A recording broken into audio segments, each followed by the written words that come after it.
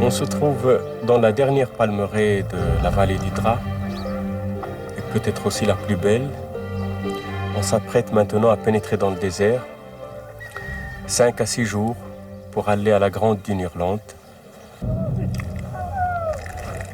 Mon père, pour moi, est une bibliothèque vivante qui incarne un monde plusieurs fois millénaire et qui risque de disparaître en cette fin de millénaire justement. Et j'ai ce sentiment fort que chaque fois je reviens, je puise pas assez de cette bibliothèque. Imagine qu'il y ait le feu à cette bibliothèque. Si tu devais sauver un seul livre, une seule idée, ce serait laquelle? Oui, je pense souvent à cette phrase qui est pour moi ce livre, je dirais, sacré à sauver, qu'il m'a dit souvent, va apprendre ce qu'on n'a pas pu apprendre nous. Et qui est au fond très simple dans la philosophie nomade, la connaissance des choses vaut mieux que leur ignorance, même si ces choses sont interdites. C'est-à-dire haram. تعلم الأشياء أفضل من جهلها ولو حرام. Et c'est un propos qui revient souvent, qui est très fort. Au fond, il indique deux choses. Il indique la soif du savoir, mais aussi l'ouverture et la tolérance.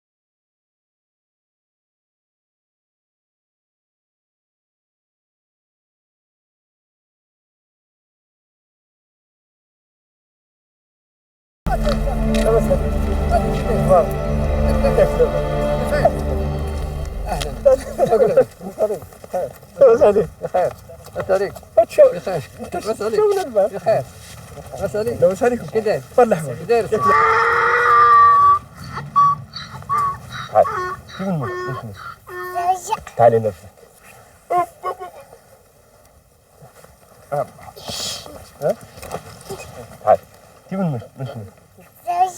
نفسك. En fait, cette petite fille-là, ça te rappelle quelque chose? T'as vécu ça, toi? Absolument. Ça me rappelle mon enfance et surtout cette liberté qu'on a dans ce désert. Il n'y a pas d'interdit. On subit tous la même loi, celle du désert. Ce désert, c'était ton jardin? Absolument. Et c'est là où on s'est régalé, on a joué. Jusqu'à quel âge tu as vécu ça? Tout au fond de mon adolescence, jusqu'à 10-12 ans. Et on allait à l'école à Hamid. On faisait 7-10 km pour aller à l'école. L'après-midi, on gardait les chèvres.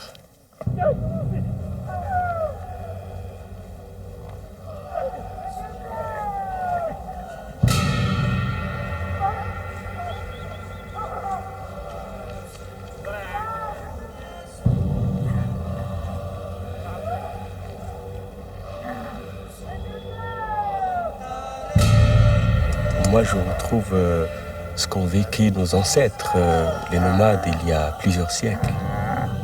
Et c'est merveilleux, cette intemporalité des choses. Tout ce qu'ils font, c'est ce qu'on a fait il y a plusieurs siècles. Et c'est merveilleux ce voyage dans le temps, justement. C'est le temps qui s'efface. Absolument.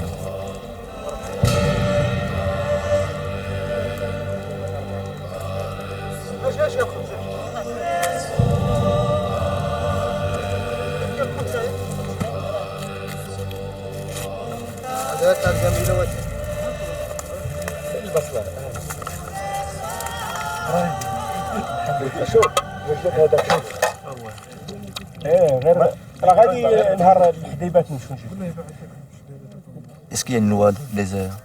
Oui, une loi simple, c'est la loi du moindre effort inutile. Tout ce qui est inutile, il ne faut pas le faire. Et c'est la rareté aussi des choses, ça veut dire qu'on fait tout avec peu de choses. Cette rareté pour les nomades, d'abord, c'est une contrainte du désert. Il leur offre peu de choses. Et de ce peu de choses, ils doivent faire beaucoup.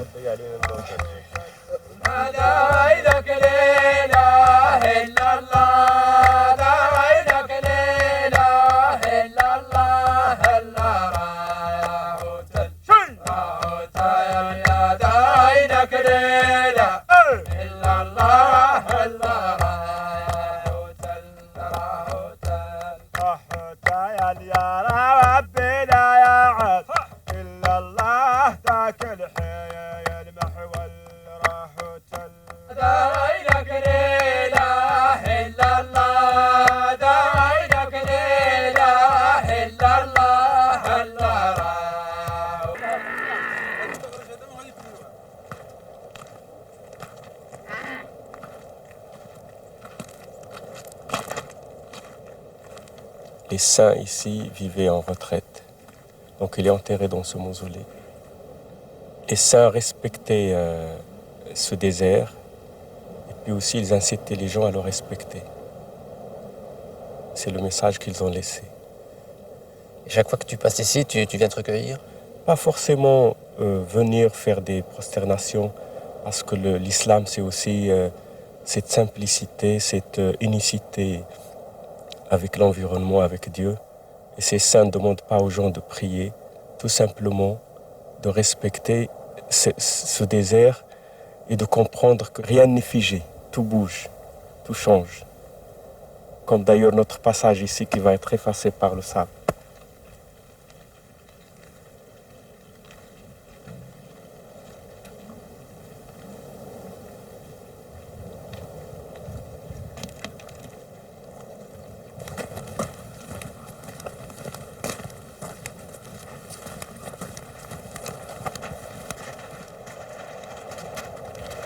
Le chameau est intégré dans tout le mode de vie nomade. Bien sûr, on le trouve dans une caravane, c'est essentiel, mais on le trouve même dans leur savoir et dans leur poésie. La plupart des poèmes nomades, on trouve le chameau, c'est sur le chameau. C'est anime à cette bête extraordinaire, qui est plus qu'un compagnon, qui est essentiel dans tout, aussi bien dans leurs fêtes que dans leurs souffrances.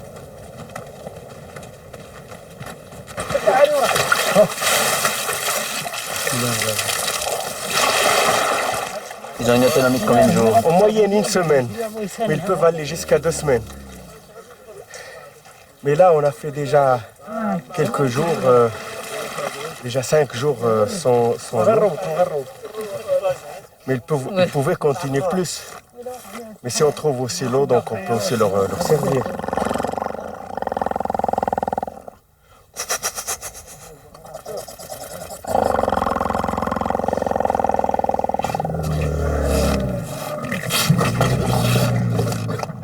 Le désir de la femelle. Et après quelques jours d'abstinence, il retrouve l'eau et la femme.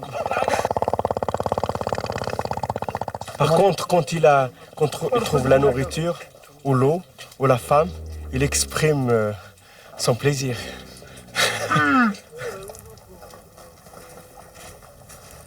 Ces amis chameliers, c'est des gens qui vivent en harmonie dans cet environnement, avec la nature, avec les animaux, le chameau, et avec eux-mêmes.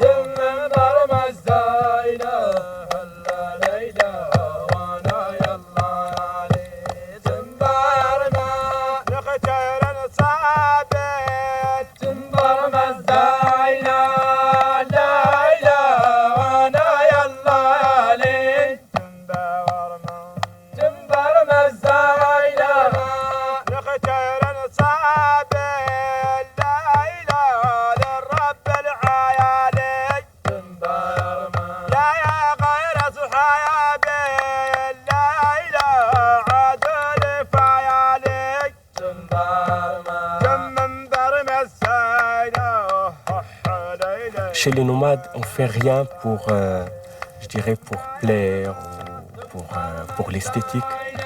Tout est dans l'utile et l'essentiel. Et ces chants nomades, dans une caravane, c'est pour ça aussi. Ça intègre un pas, un mouvement, un effort. Et je crois, et on le sent très fort dans une caravane, le chameau aussi sent ces chants qui font sur lui. Et on a l'impression que ça allège aussi le fardeau, ça allège son pas. Et puis il s'intègre harmonieusement.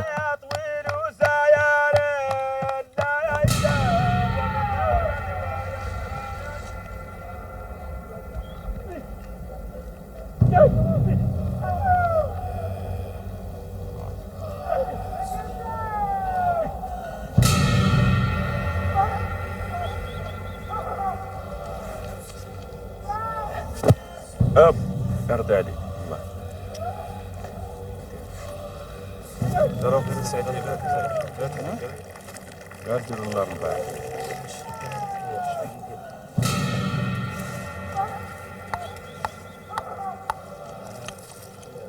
Le désert nous apprend deux choses, l'humilité et être satisfait de ce qu'on a. Et c'est vrai que c'est deux choses qui nous facilitent la vie partout. Et ça, c'est ça le désert.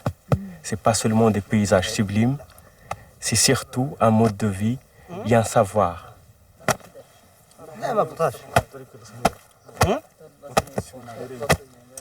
On retrouve ces gestes essentiels et simples et qui nous permettent de vivre dans le désert comme vivait il y a peut-être plusieurs milliers d'années des gens comme nous. Et c'est merveilleux ce voyage dans le temps. Et pourtant, nous, on a une civilisation où si on cherche à gagner quelque chose, à part l'argent, c'est gagner du temps aussi, tout le temps. Oui, mais c'est bien de se rappeler aussi qu'on peut se détacher de cette civilisation et justement vivre un peu en dehors du temps. C'est merveilleux, non ?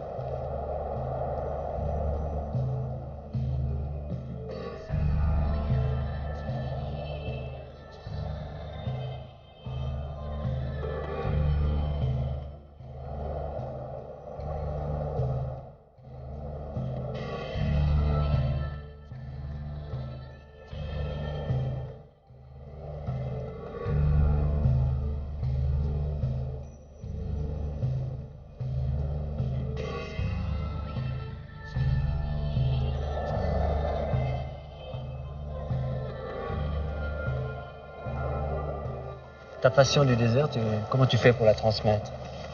Écoute, le désert ne se décrit pas, il se vit.